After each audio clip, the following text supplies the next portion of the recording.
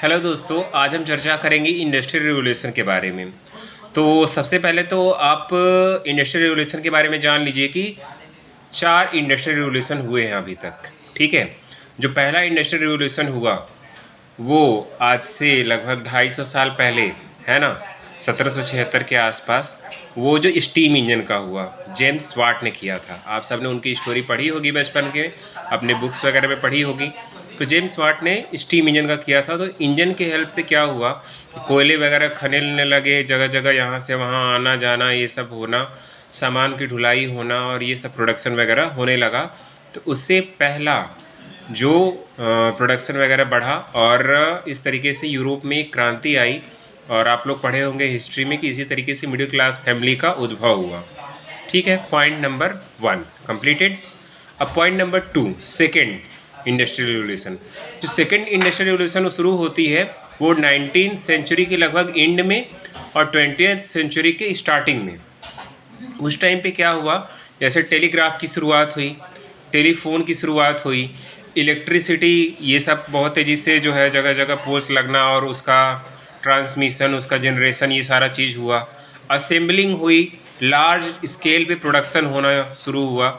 जो भी सामान वगैरह हैं, जो भी अदर प्रोडक्ट्स हैं, ठीक है, ये सब चीज़ का प्रोडक्शन वगैरह शुरू हुआ, असेंबल होना शुरू हुआ बहुत तेज़ी से। तो ये सेकेंड इंडस्ट्रियल रिवोल्यूशन है। ठीक है, तो सेकेंड इंडस्ट्रियल रिवोल्यूशन में ये चीज़ हुआ। पॉइंट नंबर 2 भी कंप्लीट हुआ। अब पॉइंट नंबर 3 आता है जो थर्ड इंडस्ट्रियल रिवोल्यूशन हुआ।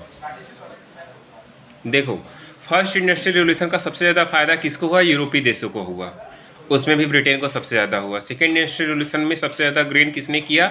यूएस ने किया, अमेरिका ने किया। अब थर्ड इंडस्ट्रियल रिवोल्यूशन कब शुरू होता है? 1970s में शुरू होता है थर्ड इंडस्ट्रियल रिवोल्यूशन।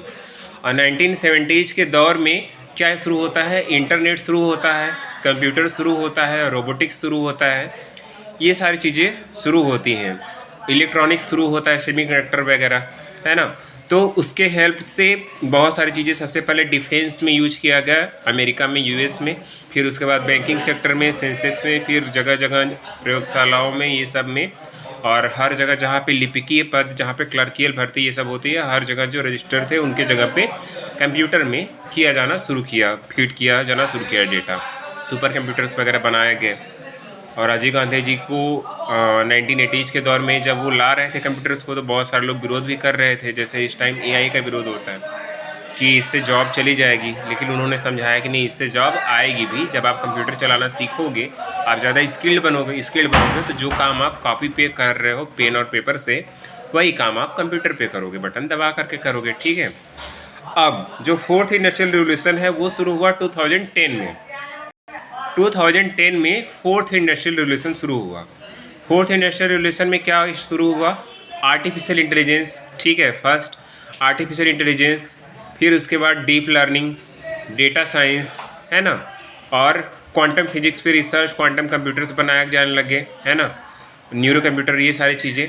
तो एक आईओटी, जैसे आईटी सेक्टर का जितना आईटी सेक्टर बूम पे गया 2010 पे, एकदम 90% बूम तक चला गया। अब लगभग वो 95%, 99% तक आईटी सेक्टर जितना इंफॉर्मेशन टेक्नोलॉजी को गेन करना था कर लिया। अब किसका टाइम है? अब टाइम है एनटी और बीटी का, नैनो टेक्नोलॉजी और बायोटेक्नोलॉजी का टाइम है कि नैनो टेक्नोलॉजी और बायोटेक्नोलॉजी गेन करेंगी। आईओटी का टाइम है, इंटरनेट ऑफ थिंग्स का टाइम है। ठीक है, तो ये सारी चीज़ें हैं। तो ये फोर्थ कंप्लीट हुआ।